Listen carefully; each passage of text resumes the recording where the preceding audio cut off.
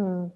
Welcome to the Healthy Human Revolution podcast. I'm Dr. Laurie Marbas. And once again, I'm so excited and honored to invite Dr. Jud Brewer back to talk about some really cool stuff. How are you, sir? I'm good. It's great to be here. Wonderful. Well, today we're going to talk about everyday addictions, and people may be going, what does that mean? Well, I'm going to start out with just saying, well, first of all, what does that mean? Why are we all addicted? Can you explain? I'd be happy to. And I think it starts with probably with a story that kind of explains how this process takes place.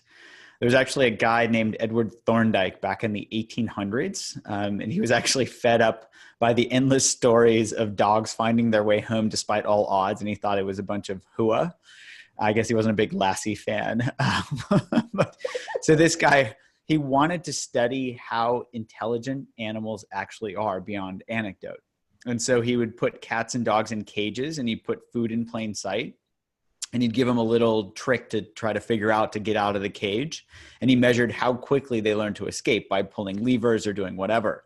And he noticed that they got faster and faster at escaping, so they could actually learn.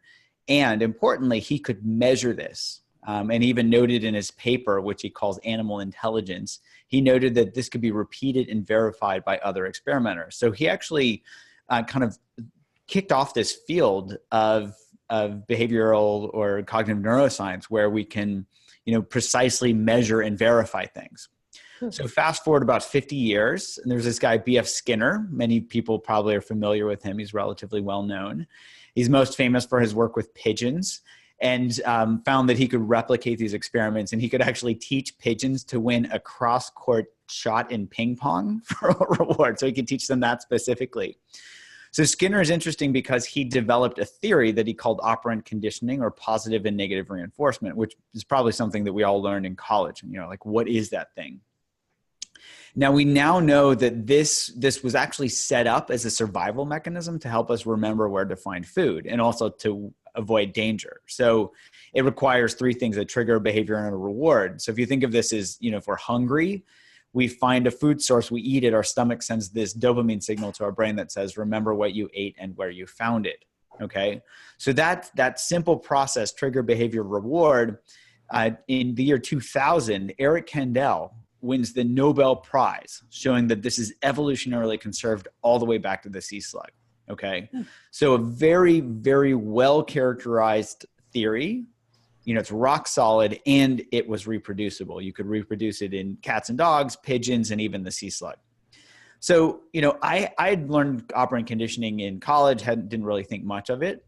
And a couple of years after my residency training, I was this young assistant professor at Yale, and I was like really struggling to help my patients with their addictions, trying to get their behaviors under control, whether it was, cocaine, alcohol, heroin, whatever. They were really struggling. And I had this light bulb moment. And I was like, wait a minute, this positive and negative reinforcement pathway, this actually explains so much of human behavior. It's not just addictions, but it's everything from addictions to eating to anxiety. And if we think of this, look what we have today. We have an obesity epidemic. Food's everywhere. You can think of this pathway. We learn to eat to feel good even when we're not hungry. We call this psychological hunger as compared to physiologic hunger. If you think of these other things like opioid epidemics, we learn to numb ourselves from pain. Or how about the tech boom, right? We learn to look at cute puppy pictures on Instagram when we're stressed or bored. We've got these weapons of mass distraction right in front of us. And it's interesting, social media is actually engineered for likes and tweets, and food's engineered to be addictive. I like the Doritos, this, completely manufactured object that's there to get us addicted. Right. So in terms of everyday addictions, it's basically anything that follows this reward-based learning habit loop where there's a trigger, a behavior, and a reward. Does that make sense? Yeah, absolutely. So you have someone's feeling, well, and it kind of goes back to your whole premise with anxiety, which, by the way, guys, if you haven't, you need to go to unwindinganxiety.com, and then there's Craving to Quit. He's got some really cool apps, Eat Right Now, some really cool stuff. Dr. Brewer on TED Talk to you, but that's a whole nother subject, but it's really cool stuff. So like you had mentioned, so food, right? So I know I like certain foods like chocolate, right? So then I eat my chocolate, that tasted good. And then when I'm in stress, I was like, your body's like, oh yeah, remember that chocolate made you feel good. And then you go and eat that chocolate and then you get this reward because it made you feel good, that dopamine hit. So simple terms, you got to get your dopamine, right? Indeed. And there's actually, there's a part of our brain that's also involved here that stores reward value. It's interesting. Oh. You mentioned chocolate because I think of this part of the brain. It's called the orbitofrontal cortex. And it stores reward value. I think of it as the bigger, better offer part of the brain because it's always looking for that bigger, better offer. Okay. So if you think of, let's say we eat some milk chocolate and our brain says, oh, that tastes pretty good. Maybe tastes better than broccoli, something like that. Mm-hmm. And then we eat dark chocolate. Well, I'll just speak for myself. When I eat dark chocolate and compare it to milk chocolate, it's a no-brainer. My brain says dark chocolate all the way. So that bigger, better offer part of the brain has shifted its reward value from, broccoli to milk chocolate to dark chocolate. Oh, wow. And so when given a choice, it's going to pick the dark chocolate every time. That's actually really important because that's how these habits and everyday addictions get set up. And it's also, our brain learns these things and then it kind of sets them down as habit and then doesn't look back. It doesn't say, oh, how rewarding is this now? So for example, if we eat chocolate and our brain says, oh, that's rewarding, it just assumes, we start eating chocolate while we're vegging out in front of the television or binging on Netflix. You can binge on Netflix and chocolate at the same time if you want to. Right. When we don't pay attention to how rewarding that actually is in that moment, it's problematic. That's where that's where the obesity epidemic comes from, is where we eat beyond satiety and we don't see that it actually doesn't feel that good. So I have a question. So if we lived in a world, I like plants and we only had, whole natural foods in front of us, or we didn't have food scientists, engineering foods that make us addicted, do you think we would have a food addiction? Like, would we be addicted to blueberries because we're getting a little bit of a sweet thing? I'm just curious. What do you think? It's funny you mentioned blueberries because I remember specifically for myself, gummy worms, they were a big issue for me. So I used to, it's like I couldn't, gummy bears and I couldn't exist in the same place. So I would, I'd come home and be late at, and I see this big thing of gummy worms and I just start eating gummy worms. And I remember even consciously thinking, well, I'm going to feel sick tonight, but at least they'll all be gone. So, I won't have any in the house tomorrow. Right. So enter blueberries. When I actually compare, think of this bigger, better offer part of our brain. Right. When I would eat gummy worms and compare them to blueberries, the blueberries had just the right amount of sweetness. Like there's this natural, it probably co-evolved with our taste buds. Mm-hmm. To know exactly, like, here's the right amount of sweetness, et cetera, et cetera. So when I compare the two, gummy worms, they kind of taste like petroleum. They're really disgusting. And blueberries, they taste great. And so I don't think, especially, I was just eating blueberries the other day. I eat a certain amount. And as long as I pay attention, I can notice when that sweetness starts to wane and it kind of says, okay, you're full now. Mm-hmm. So the reward value naturally starts to peak and then starts to drop because the bloated feeling or the eating too much feeling comes in and says, this isn't that rewarding. So I don't think, I think if we just had natural food, I really don't think that we would have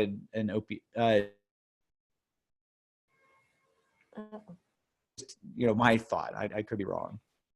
Sorry, you cut out. What was that? You don't think we would have an issue?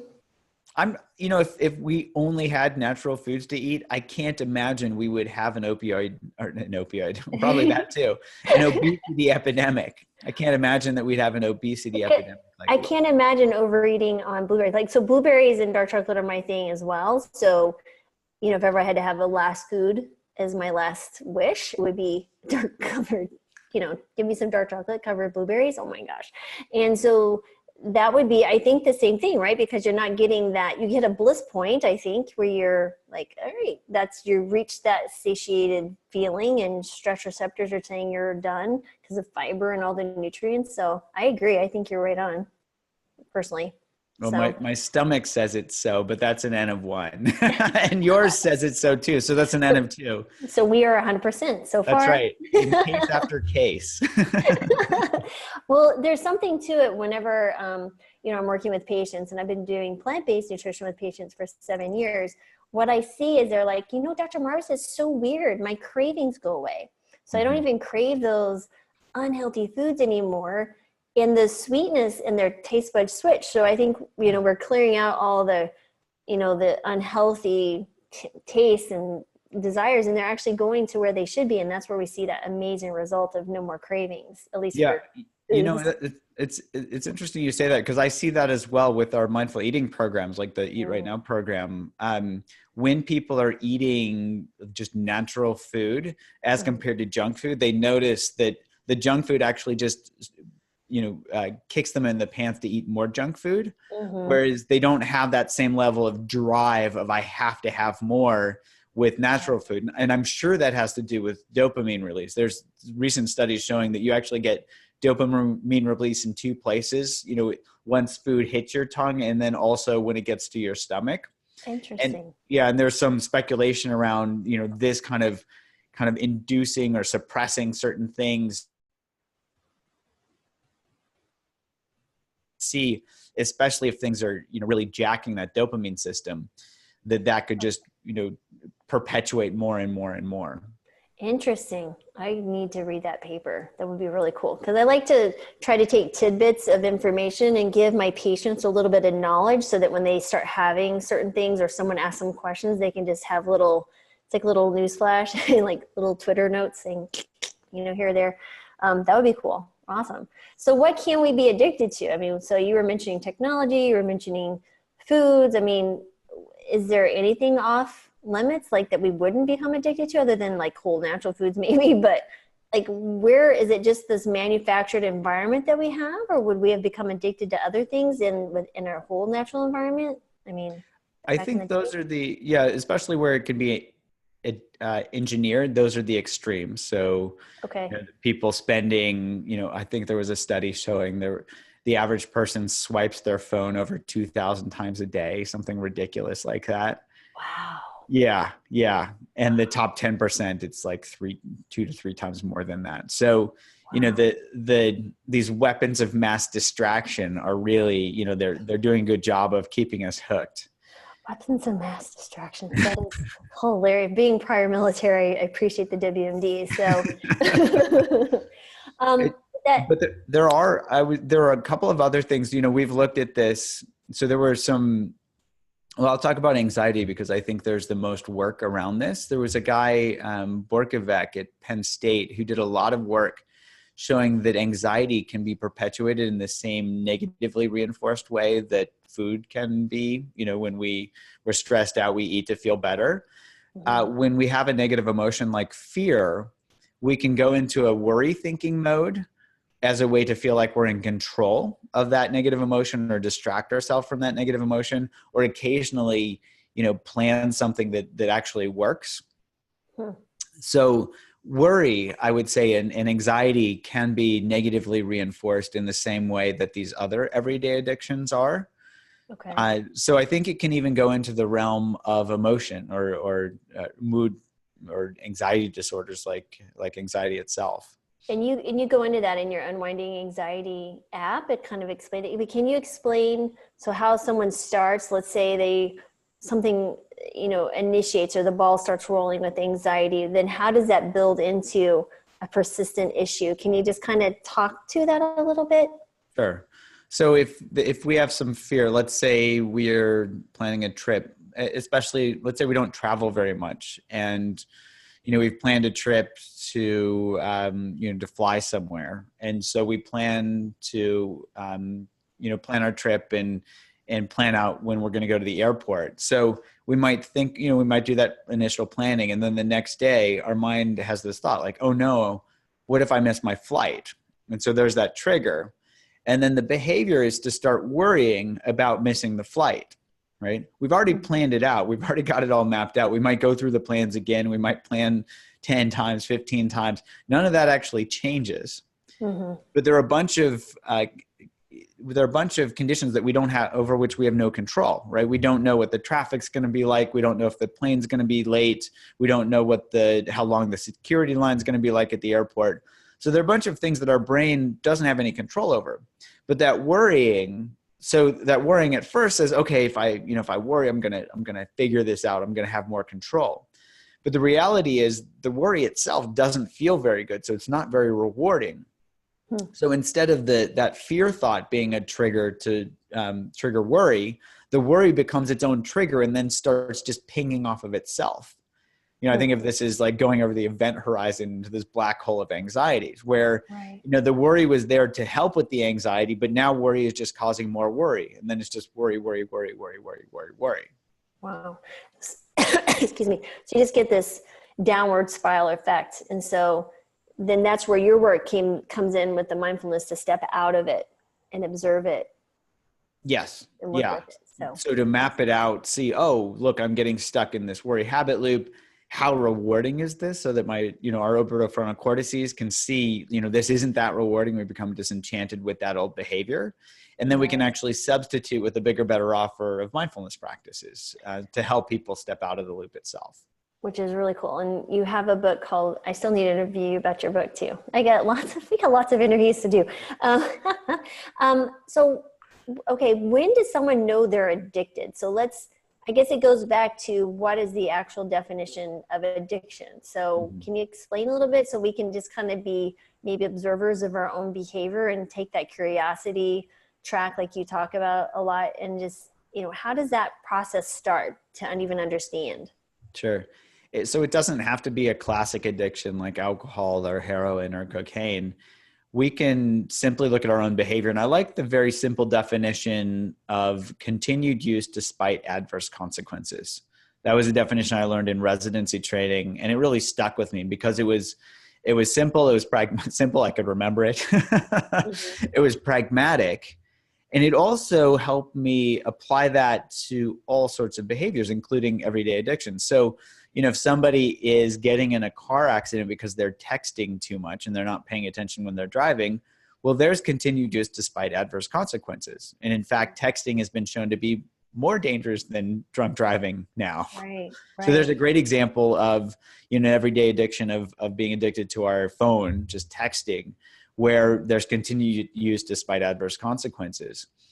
We can see the same thing with emotional eating. Where if we binge eat, for example, there's continued use despite adverse consequences where we're losing control, we're gaining weight, getting diabetes, all these other things. So I think it applies to, quite a few things: social media, technology, texting, all these things fit that simple definition of continued use despite adverse consequences. So anything that we see, so going back to the technology, which is really, I think the phones, we have them in our pocket. You almost feel nervous without it anymore because you're like, it's my lifeline to the world.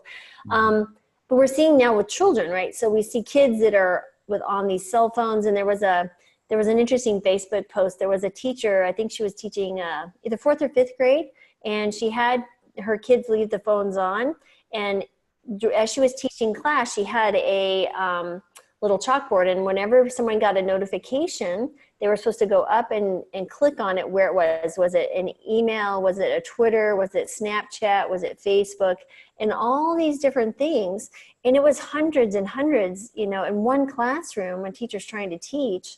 Really interesting. So what is that doing to our, in adult psyche? What do you think it's doing to our kids? Because they're never really able to learn like deep work and deep flow, because I think it takes time without distraction to really understand the value of concentration and really getting into deep thought. I don't think we're learning critical thinking. I mean, I don't know. What do you think? Yeah, I think it's doing this to our brains. Yeah. There's actually quite a bit of work now showing that things like multitasking are really not good for our brains at all. And so if you think of leaving all these notifications on every time we get distracted, our brain has to ramp down its working memory from what it was doing, ramp it up to whatever it's paying attention to. And then when we come back, we have to ramp that down and ramp this back up. It's really taxing on our brains. Wow. Wow. So then I think then you worry about your willpower is run down, more likely to start binging when you're eating and you're working and all these different things. I think it's really sad. So I almost think, and then you worry about your relationships eroding, because I have seen so many families, there'll be a family of 4, you go out to eat, and all 4 of them, the parents, the kids are all on their little devices, or you have a little 2-year-old that's on some iPad or something. They're not interacting with the family. So it's just, where do you begin to see, like, how would you describe that to someone? Like, how would you bring someone's emotions, or where they can observe that? Like, what signs would they begin to look for when, let's say, technology, because I think that's one that we can all appreciate. Where would they begin to see that? Is it they're not getting things done, or they're feeling anxious? Because I almost feel they feel anxious, right, when they don't get a response or something. Is there a way to notice? I think there is a way to notice. And this is where I think awareness is kind of like a superpower that can really help us really become aware of these things. Okay. And it helps in several ways. So I'll give an example. I was working with a resident who was running a mindfulness group with me in the clinic for addictions. And so and she didn't know anything about mindfulness, so I had her use one of our apps to learn mindfulness. It was either our Craving to Quit or our Eat Right Now app, where just so she could learn the basics. And I said, just apply it to anything, any behavior or any habit that you have, any everyday addiction. And she actually started applying it to she would pick her nails when she was nervous. And started to notice that. And then, within 3 weeks, you're just like, well, look at my hands. My nails are perfect. But she also she said, she came to clinic one day and she said, you wouldn't believe this. I was at home the other night with my 2 young kids, and they were sitting at the dinner table eating dinner. And I was standing away from the table checking my news feed. And I woke up to that, and I was thinking, oh my gosh, how did it come to this where I'm not interacting with my family? I'm checking my news feed. Wow. So she woke up to that, and it really just broke this spell. She became disenchanted with this, with her checking her news feed in particular. So I think the critical piece there is to bring awareness to what the consequences are of these behaviors. So for her, she was noticing the negative consequences of not interacting with her kids. Right. Bless you. So that's the first step. And that's actually the first step in change. I actually am not a big believer in willpower being our savior. If you look at dieting and, yo-yo dieting, it clearly doesn't work there. A lot of good work showing that we get our ego gets depleted throughout the day. And that it may be more of a myth than a muscle to start with. So willpower aside, I think this is where we can actually just bring awareness in and start to notice, adverse consequences.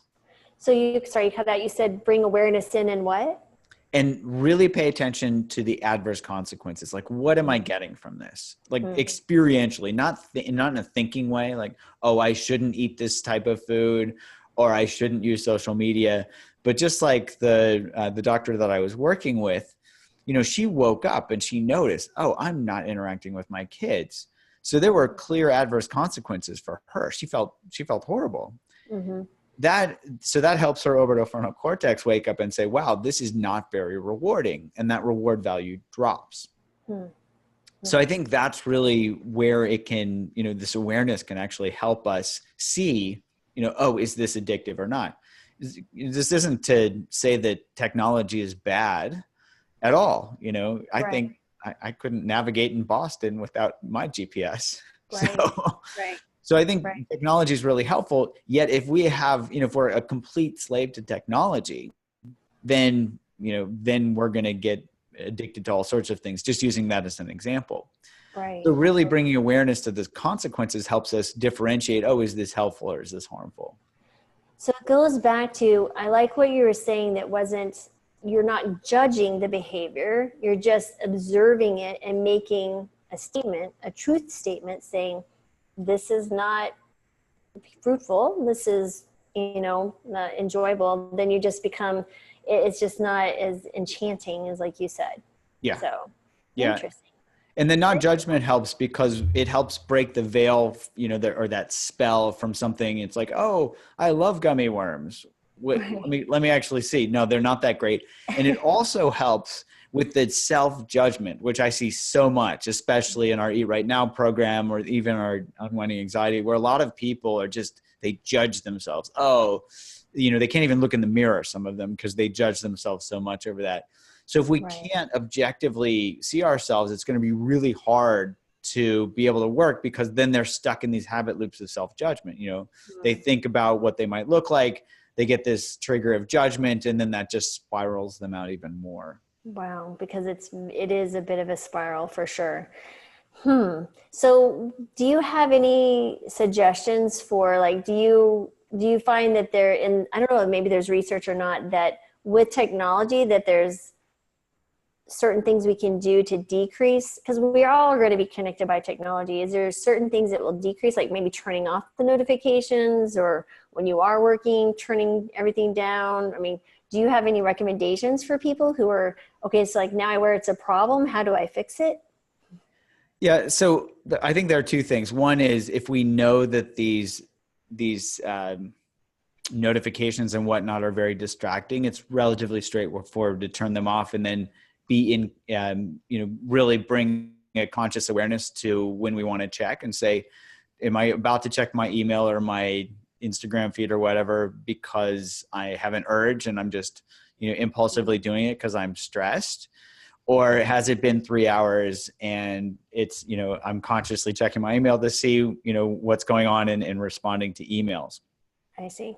So that's one piece. And then the other piece is where we can actually bring awareness in and start to see where we, like how much it's not helping us when we are impulsively eating or impulsively checking our phones or whatever. And that's where we can become disenchanted with the old behaviors and find that bigger, better offer that might actually be right there all along. Like you're talking about, really being immersed in a project and really concentrated. It feels really good. Right. Our brain is really strong. So why not actually tap into those natural reward-based learning processes rather than trying to fight those with, the younger parts of our brain that are involved in cognitive control.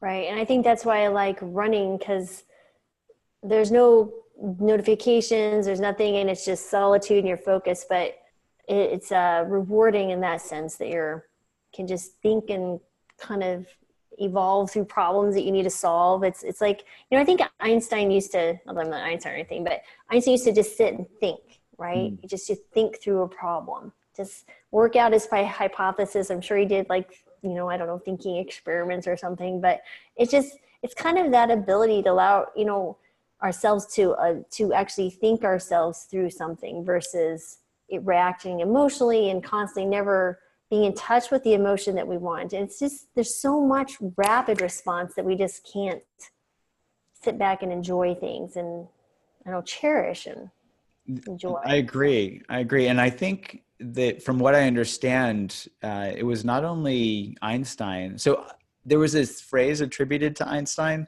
which is basically, we can't solve a problem with the same consciousness that created it.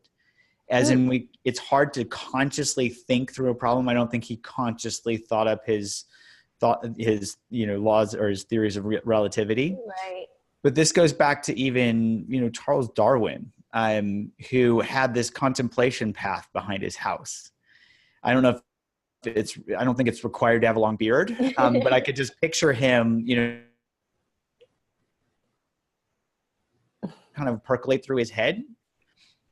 So you cut out, you said something about stroking the beard, I think. Yeah. I don't think we need a long beard for any of us to be able to do this, but he used to, he, from what I understand, he used to just walk back and forth on this contemplation path as he was contemplating his data. You know, it's like, why do those finches have a certain type of beak? And it's not that he could think his way through the problem, because nobody had solved this problem before. And so it's not just about learning, but he had to let his brain kind of marinate in this idea before he came up with this theory of evolution. You know, same, I'm guessing, similar things for Einstein. And all of those require the ability to be with something and just let it be there, be with uncertainty, which our brains don't like, right? They love to be certain, but just resting in that not knowing and resting in that uncertainty and having the space to do that, as compared to being constantly checking our phones or, you know, on top of everything or needing to be in the know. It's like almost like if you had a circuit board in your brain and then you just lift the veil or any obstructions and you just let the circuit do its thing. And you're just, there's no hindrance. There's no, what is the word? I can't remember my physics, but there was no hindrance to the flow. Impedance. There you go. So there's nothing impeding those thought flows and things, because you're allowing yourself just to be and let it kind of do its thing.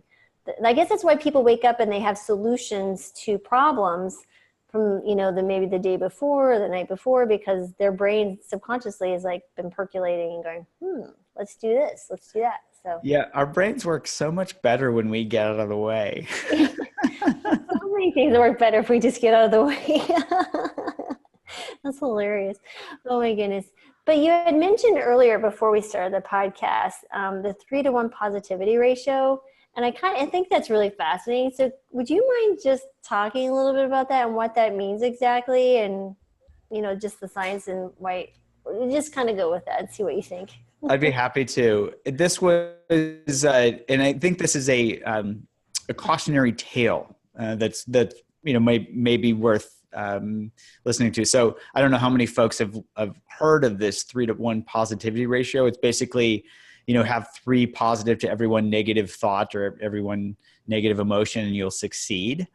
And this came about in, I think it was 2005, when 2 researchers collected daily emotion diaries on college students, and they plugged these into nonlinear fluid dynamics equations, and voila, you know, they had this math principle that explained human flourishing. I was widely taken up, and psychology led to a best-selling book and all this stuff. And people really got on the bandwagon for this. Now, about 8 years later or so, 2013, folks tried to replicate their study, and they couldn't. They found significant errors in their methods. The work was discredited, and the methods were even retracted from the journal. But the take-home point here was that the reason why this was so popular was because this was visually appealing. You could watch this shift from, you know, this shift. And then there was this simple mathematical formula for happiness. Just think 3-to-1 positive to negative emotions and you're good to go. So this is really where it's really important to have a sound theory that can be replicated, right? And this is the difference between like positive. Want this to be true because we want that simple formula. Well, wouldn't it be, you know, think of the lottery, right? One sec. You said it's the difference between positive something and else you cut out. Sorry. Oh, sorry. No, that's okay. I didn't. It's really the difference between positive or even magical thinking, right? and truth and reality. You know, think of winning the lottery. It's different to have money in your pocket as compared to wishing you won the lottery. Right. Absolutely. Yeah. And in science, the money in our pocket is replication. Right. But I think in real life, that's also true. Right. Can we replicate what we just did, right? If I have some positive emotion, can I replicate that all the time? Well, if we could do that, then nobody would ever be sad, probably, because who wants to have negative emotions? Right. No, I get it for sure. So that's interesting because, but I think there's obviously a space for negative emotions too, right? Because that's the meaning of life. Being human.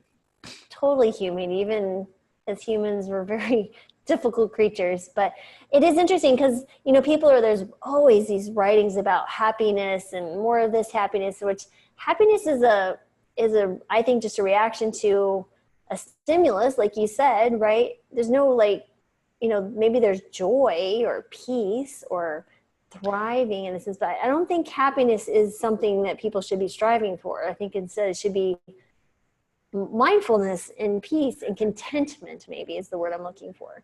What do you think? Yeah, I'm glad you bring that up, because I think we can see a clear difference and it's been hard for people to define what happiness is. So often people mistake, I think, excitement for happiness. Yeah. Where it's like, what makes you happy? Riding on a roller coaster, getting that first kiss, doing something exciting. So there's that excitement quality to experience that I think is very different than joy or contentment, like you're talking about. One, actually, excitement, feels kind of restless. There's this restless quality to it. Whereas joy and contentment, literally by definition, contentment is we're content. We're not reaching for things. And I think the excitement piece is interesting because there's a link up to the dopaminergic system. There's that spritz that says, oh, I'm anticipating getting a reward. That's what the excitement, I'm about to get a kiss. There's that excitement. Right. So that stuff can even be perpetuated and lead to a feeling of a lack. Oh, I'm not getting this. I'm not on a roller coaster. I'm not looking at some cute puppy video, whatever. Right. As compared to, oh, well, I'm just enjoying what's happening and I don't need anything to feel better. Right. That's interesting too, because then you think, for example, going on a trip, a family trip, right? So, or any trip that you go, it's almost like you anticipate it is almost more of a reward and exciting thing than the actual trip. It's almost like for parents, you enjoy the thought of giving your children these gifts, right? So like when I was a younger parent and he's like, oh, give them the gift. They'll be excited. It'll be so fun because I gave this to them, and to see their joy. And kids are kids. They look at it and go, cool. 5 minutes later, it's on the ground. You're like, oh. And then you're disappointed by that experience because it wasn't what you were believing. It's like, oh, where is it? That thrill. And they're just, thanks, Mom. It's life-changing. This is great.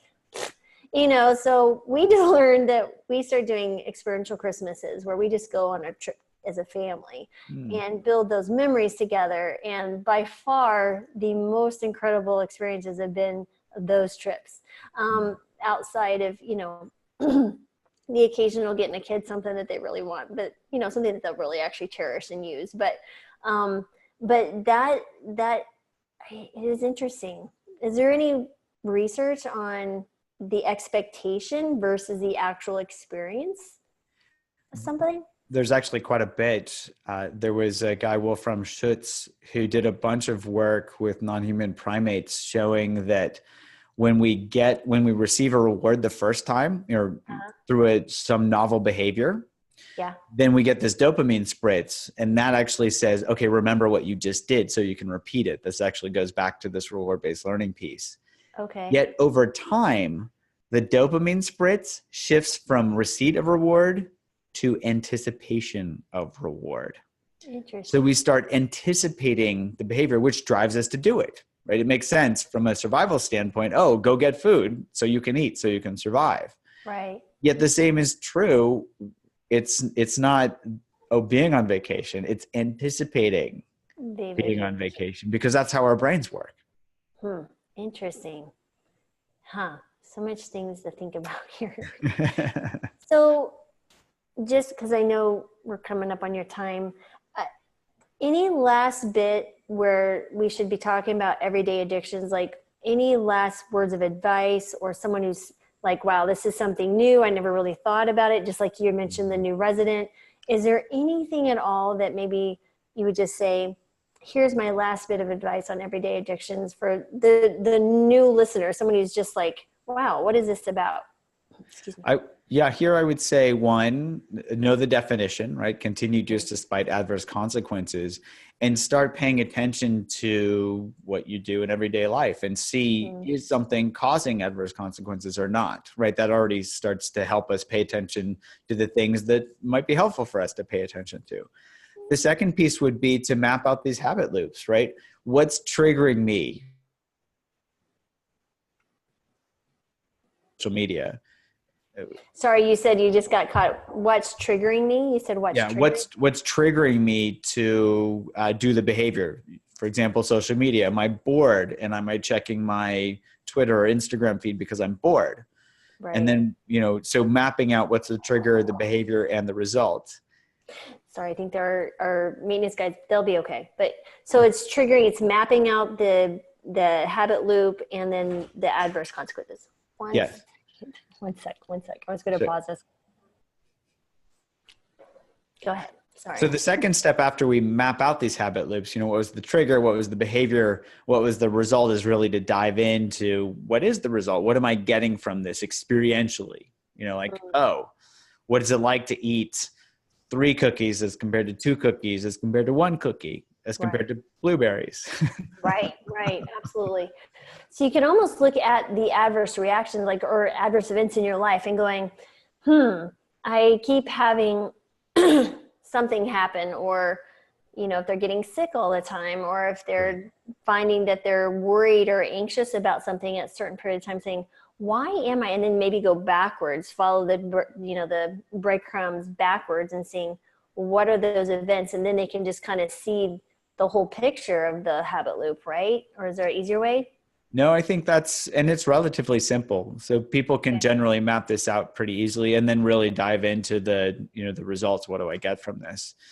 And Absolutely. the repeated nature of addictions is there will be plenty of opportunities to notice these things. It's not like it's going to just happen once, because if it just happens once, it's probably not an addiction.